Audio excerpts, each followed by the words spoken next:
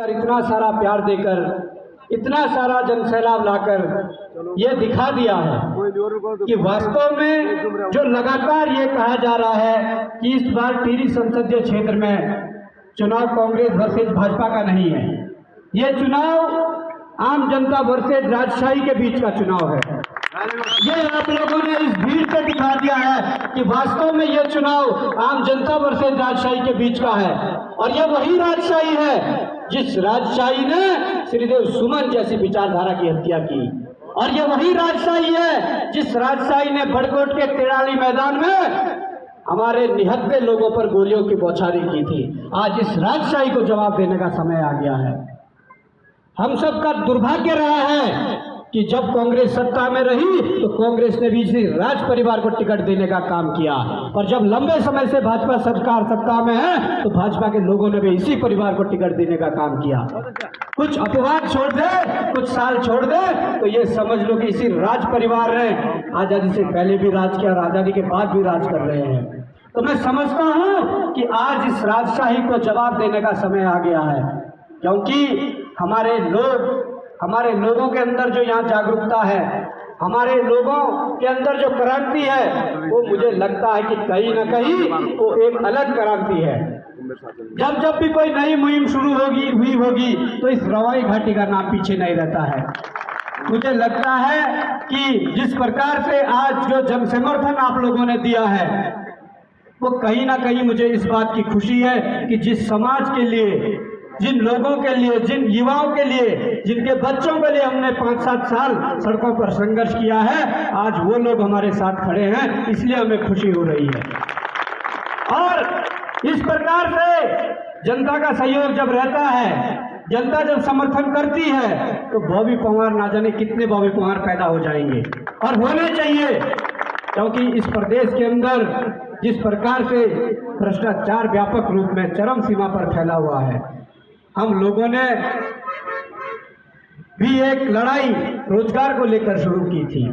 हम लोग भी सामान्य वर्ग परिवार से, मतलब मध्यम वर्गीय परिवार से आते हैं और ग्रामीण परिवेश में ही अपनी शिक्षा दीक्षा पूरी की है। हम लोगों ने लाखा मंडल, आपका पड़ोसी क्षेत्र है, वहीं से 12वीं तक की शिक्षा पूरी की, और उस दौरान 12वीं तक की शिक्षा पूरी करने के दौरान हम कभी लाखा मंडल रहते थे, कभी गांव से अप डाउन करते थे। तो जब छुट्टी होती थी या जब 1 बजे छुट्टी होती थी तो हम उसके बाद भी कभी काम करने खेतों में जाया करते थे, कभी बकरी के साथ जाते थे, कभी गाय के साथ जाया करते थे। हमारा कोई राजनीतिक बैकग्राउंड नहीं रहा है। हम लोग आप जैसे आप लोगों के बीच के लोग हैं। आज अगर यहाँ पर हम खड़े हैं तो कहीं ना कहीं जो हमने रोजगार की लड़ाई शुरू की थी, उसके बाद जब पता लगा कि कुछ दलाल दुकान खोलकर यहाँ नौकरियां बेचने लगे हैं, और उन दलालों में चपरासी से लेकर एसडीएम, डीएम, सचिव, मुख्य सचिव, डीजीपी तक शामिल थे, और उस जाल में प्रधान, बीडीसी, जिला पंचायत, क्षेत्र पंचायत से लेकर विधायक, सांसद और मुख्यमंत्री तक शामिल थे। ये बात मैं आपको बताना चाहता हूँ। जब हमको पता लगा कि चैन इतनी बड़ी है तो कहीं ना कहीं हम तो कमजोर लोग थे। कमजोर इसलिए थे कि हमारे पास कोई ना तो किसी दल की पावर थी, ना किसी संगठन की पावर थी, ना कोई ऐसा राजनीतिक बैकग्राउंड था, ना किसी अधिकारी का संरक्षण था, ना किसी नेता का संरक्षण था। पर इस प्रदेश के युवाओं ने, जिन्होंने देहरादून, हल्द्वानी, श्रीनगर जैसे शहरों में अपना जीवन खपा दिया था, उन लोगों ने तय किया कि एक संगठन बनना चाहिए। जब तय किया तो एक कॉल की गई, और देहरादून के गांधी पार्क में पहले दिन कम से कम 250 से 300 लोग इकट्ठे हुए। वो लोग चकराता, उत्तरकाशी से लेकर चमोली, पिथौरागढ़ तक के सारे लोग आए थे। उन लोगों ने जब जिम्मेदारी सौंपी कि अध्यक्ष इसको बनाया जाए, उन्होंने कहा कि एक लड़का, मैं साइड में बैठा हुआ था, कि आप अध्यक्ष बनिए, और मैं उनमें सबसे छोटा था। कमाल करिए, उन्होंने अध्यक्ष जब बनाया तो मैं समझता हूं कि उस दौरान अपना जो काम था केवल पढ़ाई का था। कोचिंग से कमरे पे जाते थे, कमरे से लाइब्रेरी, और लाइब्रेरी से घर आते थे। यही हमारा एक रूल था जो हम कर रहे थे। मुझे उस दौरान माइक में बोलने की तक हिम्मत नहीं होती थी, मुझे उस दौरान मीडिया में बोलने की तक हिम्मत नहीं होती थी। पर जब वास्तविक रूप में संगठन बनाया, हम रोजगार के लिए लड़े कि यहाँ के युवाओं को रोजगार मिलना चाहिए। कुछ भर्तियां जब खुली, जब भर्तियों में धांधली देखी गई, जब भर्तियों में कोई ठेकेदार सेलेक्टेड हो रहा है, कोई प्रधान सेलेक्ट हो रहा है, कोई प्रॉपर्टी डीलर सेलेक्ट हो रहा है, तो कहीं ना कहीं वहां से जब कोई भाजपा का महामंत्री सेलेक्ट हो रहा है, कोई कांग्रेस का मंडल महामंत्री जो सिलेक्टेड हो रहा है, जब ये देखा तो कहीं ना कहीं पीड़ा हुई कि वास्तव में इस प्रदेश को यहाँ के अधिकारियों ने, यहाँ की सरकारों ने भ्रष्टाचार की आग में झोल दिया है। तो जब ये भ्रष्टाचार की लड़ाई शुरू हुई तो हम लोगों ने प्रयास किए, और मैं कहता हूँ कि आज भ्रष्टाचार कितनी भी चरम सीमा पर हो, हमारे प्रदेश के अंदर कुछ नेता और कुछ अधिकारी आज भी ईमानदार हैं। उन लोगों का जब मार्गदर्शन लिया, उन लोगों ने जब कहा कि यहाँ से ये गड़बड़ें हो रही है, हमारी टीम उसके पीछे लगी, तो टीम ने पूरे जड़ से उसको खंगाल डाला कि कहाँ से क्या चीजें हो रही है। तब जाकर वो चीजें निकल कर आई, और तब जाकर आज 100 भ्रष्टाचारी जेल में भेज पाए। और वो 100 भ्रष्टाचारी कब जेल में गए? जब आप लोगों के बच्चों ने हमारे साथ मिलकर देहरादून की सड़कों पर संघर्ष किया।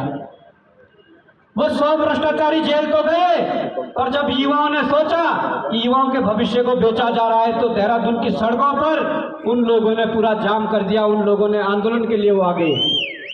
उस दौरान जब ऊपर से इशारा हुआ कि इस आंदोलन को तोड़ना है, तो पुलिस ने सरकार के कहने पर, कुछ अधिकारियों के कहने पर युवाओं पर लाठियां बरसाई, युवाओं के सर फोड़ दिए, युवाओं की टांगें तोड़ दी, युवाओं को लहूलुहान कर दिया। और नेतृत्व हम लोग कर रहे थे, हम लोगों को जेल हैं।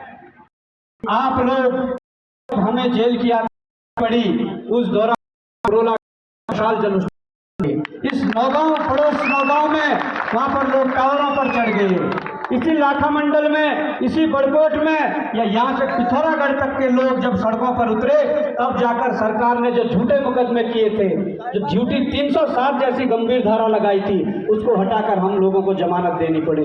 इसलिए मेरी आंखें आज नम हैं कि वास्तव में ये समाज जिसके लिए लड़ाई लड़ी जा रही थी, वो हमेशा साथ खड़ा है। और मैं आपको विश्वास दिलाता हूँ कि आज चुनाव तो 5 दिन का है, चुनाव बीत भी जाएगा, चुनाव के परिणाम क्या रहते हैं वो समय बताएगा, वो भविष्य के गर्भ में छुपा हुआ है। और मैं ये कहना चाहता हूँ कि जिस प्रकार से ये चुनाव है, मैं इसको चुनाव नहीं मान रहा हूँ, ये और आपको भी चुनाव नहीं मानना चाहिए। ये एक लड़ाई है, ये एक आंदोलन है, और इस आंदोलन को लड़ने के लिए आज अगर जनता खुद सड़कों पर उतरी है, तो मुझे लगता है कि हम इस आंदोलन को जरूर जीतेंगे। ये एक ऐसा आंदोलन है जिससे कि उत्तराखंड के अस्तित्व और अस्मिता को बचाया जा सकता है। आज हमारे प्रदेश में इन शांतवादियों में, जहां पर लोग दूसरे को थप्पड़ मारने से डरते हैं, उस प्रदेश में अगर क्राइम इतना ज्यादा बढ़ गया हो, उस प्रदेश में बहन अंकिता भंडारी जैसे हत्याकांड हो रहे हो, तो हमें शर्मसार होना चाहिए, हमारे इस प्रदेश को शर्म से डूब जाना चाहिए। और जब प्रदेश की जनता सड़कों पर उतरती है कि बहन अंकिता भंडारी को न्याय दो, जिन लोगों ने, जो दोषी हैं, उनकी सीबीआई जांच हो, तो हमारे अधिकारी, हमारे नेता अपने कदम पीछे हटा लेते हैं। क्यों? क्योंकि उन्हें पता है कि जब सीबीआई जांच होगी तो कहीं ना कहीं रडार में उन्हीं लोगों को आना है। आज बहन अंकिता भंडारी का मामला था। ये बात मैं इसलिए कह रहा हूं कि कई मातृशक्ति भी हमें सुन रही है, कई हमारे ऐसे बड़े बुजुर्ग सुन रहे हैं जिनकी बेटियां हैं, जिन्होंने अपनी बेटियों को फूल की तरह पाला है। आज बहन अंकिता भंडारी की बारी थी, परंतु मैं कहना चाहता हूं कि अगर इन घटनाओं पर अंकुश नहीं लगाया गया, इन घटनाओं को रोका नहीं गया, तो कल के दिन उनकी जगह हमारी बहन बेटी भी हो सकती है। इसलिए हम कहते हैं कि यह आंदोलन है, चुनाव नहीं है। जिन लोगों ने बहन अंकिता भंडारी की सीबीआई जांच नहीं करवाई, उन लोगों को जवाब देने का समय आ चुका है। हम 450 दिनों से देहरादून में एक तिरपाल के नीचे बैठे हुए हैं कि जिन लोगों ने युवाओं के भविष्य को बेचा, उनकी जगह इस जेल के सलाखों के पीछे हैं। आप सीबीआई जांच करवाइए। हमने उन्हें कहा कि आपने प्यादों को तो पकड़ दिया, और जो आपके विधायक, पूर्व विधायक, सांसद, पूर्व सांसद, मुख्यमंत्री, पूर्व मुख्यमंत्री जो इसमें संलिप्त हैं, उनको सजा कौन देगा? हम 450 दिनों से धरने पर